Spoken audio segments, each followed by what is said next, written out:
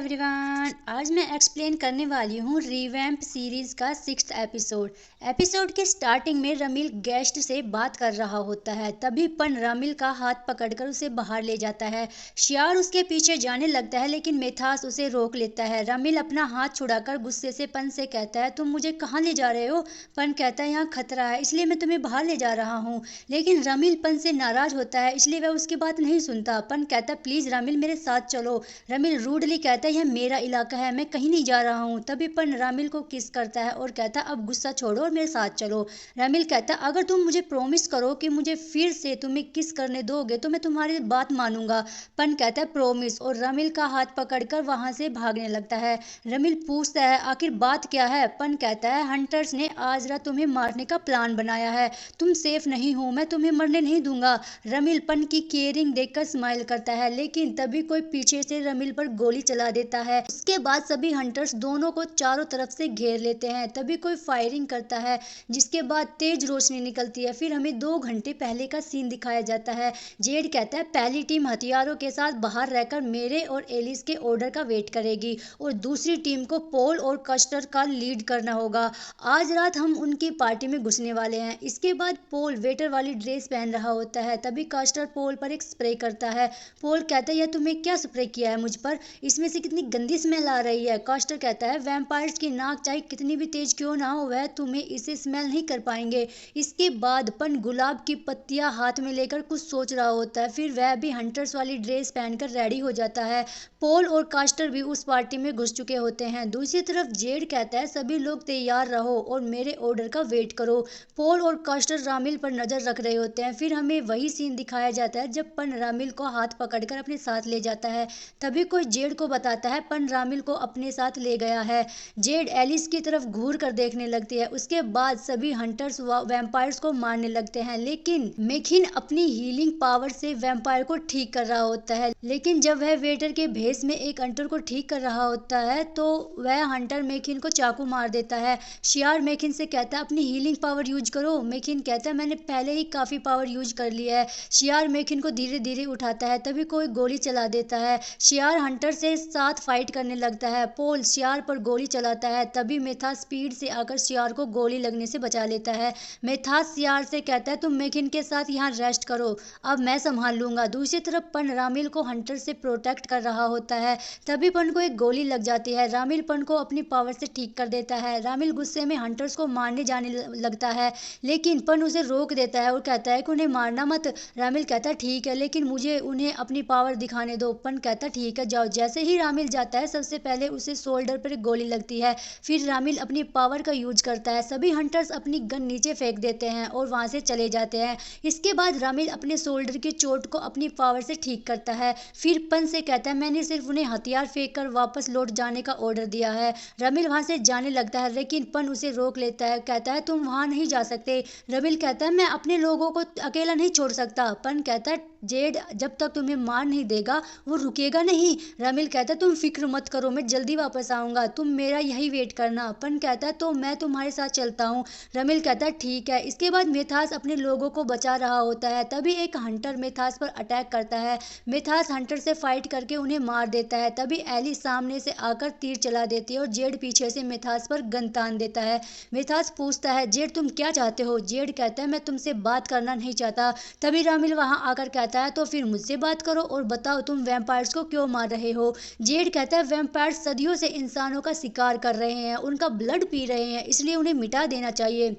मिथास कहता है, यह इंसानों के जानवरों का शिकार करके खाने से अलग कैसे हैं?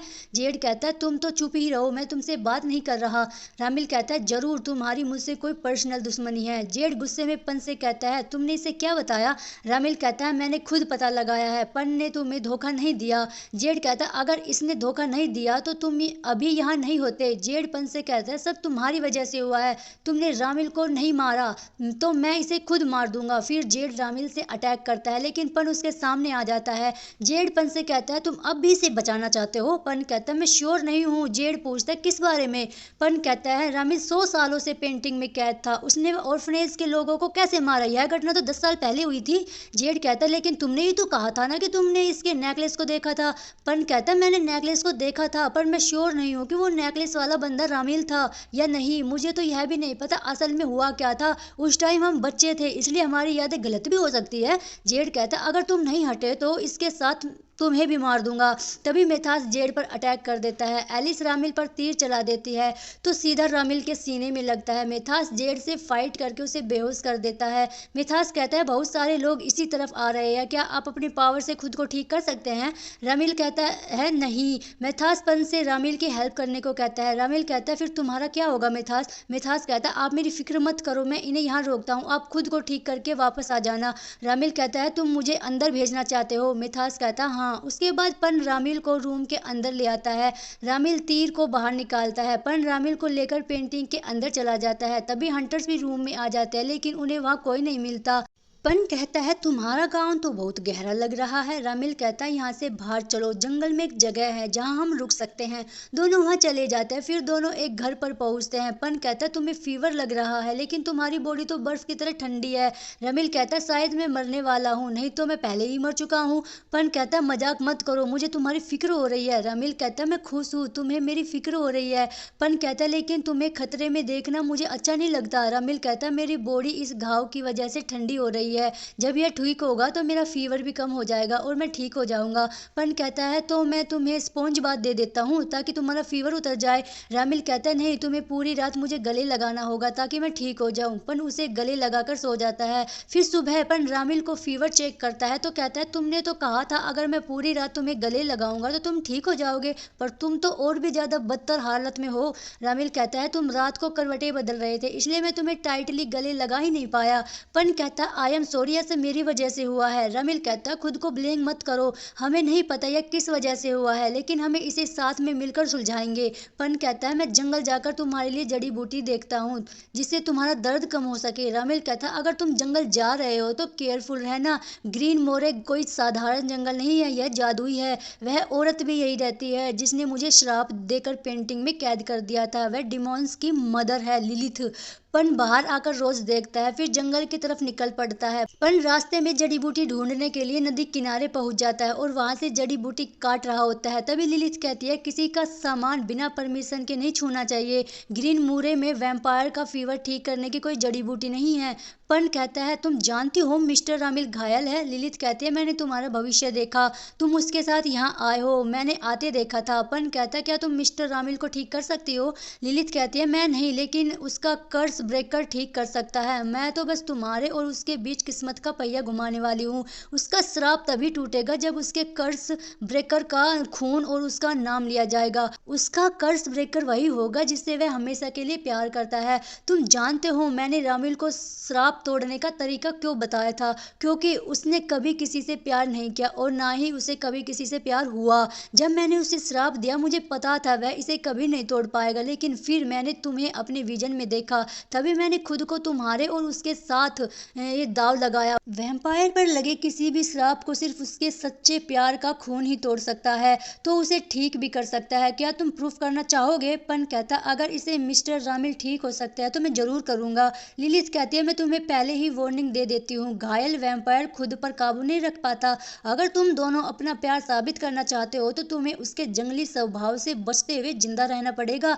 पन थैंक यू बोलकर जाने लगता है। तभी लिलिथ कहती है जंगल असली नहीं है, यह पेंटिंग की दुनिया है जहाँ मैंने रामिल को कैद किया था। यहाँ टाइम असर नहीं करता, यह सिर्फ शुरुआत है, लेकिन तुम फिक्र मत करो, तुम दोनों यह इम्तिहान पास कर लोगे। इसके बाद पन घर आकर एक पोट में अपना ब्लड निकालता है। तभी रामिल आ जाता है और कहता है ये तुम क्या कर रहे हो? सडनली ब्लड देकर रामिल के अंदर का राक्षस बाहर आने लगता है। रामिल जल्दी से पन को बाहर निकाल देता है और दरवाजा बंद कर लेता है। पन दरवाजा खोलने को बोलता है। रामिल कहता है नहीं, मैं तुम्हारा खून नहीं पीना चाहता। पन कहता प्लीज रामिल दरवाजा खोलो, मैं तुमसे नहीं डर रहा। रामिल रोते हुए कहता अगर तुम मेरे पास आए तो तुम खतरे में पड़ जाओगे, इसलिए यहाँ से कहीं दूर भाग जाओ। पन कहता है तुम्हें मेरा खून पीना होगा। रमिल कहता है मैं अपने खून के प्यास को रोक नहीं सकता। पन कहता है मैं तुम्हें छोड़कर कहीं नहीं जाऊंगा, प्लीज तुम दरवाजा खोलो। लेकिन रमिल दरवाजा नहीं खोलता। सुबह जब पन की आंख खुलती है तो दरवाजा खुला होता है।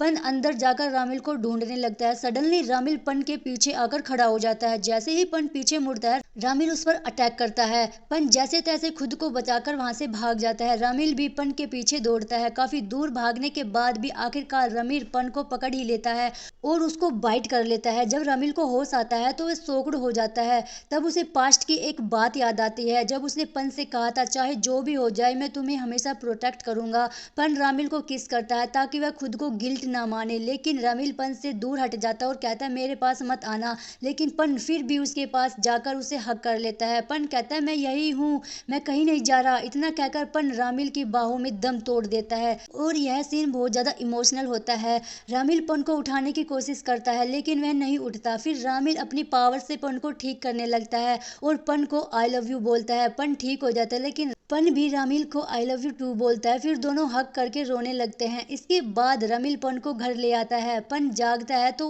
वो अपनी चोट को देखता है जो कि अब नहीं थी। रामिल कहता है मुझे माफ कर दो, मैं खुद पर कंट्रोल नहीं कर पाया और तुम्हें चोट पहुंचा दी। पन कहता है तुम गिल्ट फील मत करो, मैं खुश हूँ कि अब तुम ठीक हो गए। फिर रामिल कहता है मैं तो हमेशा से यह वर्ड्स सुनने का वेट कर रहा था। पन पूछता है कौन से वर्ड्स? रामिल कहता है वही जो तुमने बोले थे कि तुम मुझसे प्यार करते हो। पहले पन रामिल को किस करता है, फिर उसे आई लव यू बोलता है। फिर कहता है चलो यहाँ से बाहर चलते हैं, मैं प्रॉब्लम से अब और नहीं भागना चाहता, मैं वापस जाकर उसका सामना करना चाहता हूँ, मैं सब ठीक करना चाहता हूँ और मैं तुम्हें चाहता हूँ रामिल। रामिल कहता है हाँ बिल्कुल, मैं तुम्हारे साथ कहीं भी चलूंगा। फिर दोनों पेंटिंग के एग्जिट पर आ जाते हैं। रामिल पन से कहता है अब चाहे जो भी हो जाए आई प्रोमिस मैं तुम्हारा हाथ कभी नहीं छोड़ूंगा, हमेशा तुम्हारे साथ रहूंगा। फिर दोनों पेंटिंग के बाहर जाने लगते हैं और इसी के साथ यह एपिसोड कंप्लीट हो जाता है। अगर आपको मेरा एक्सप्लेनेशन अच्छा लगा हो तो प्लीज़ आप लाइक करना और कमेंट करके ज़रूर बताना और हाइप पॉइंट मुझे ज़रूर देना। Thanks for watching, bye bye.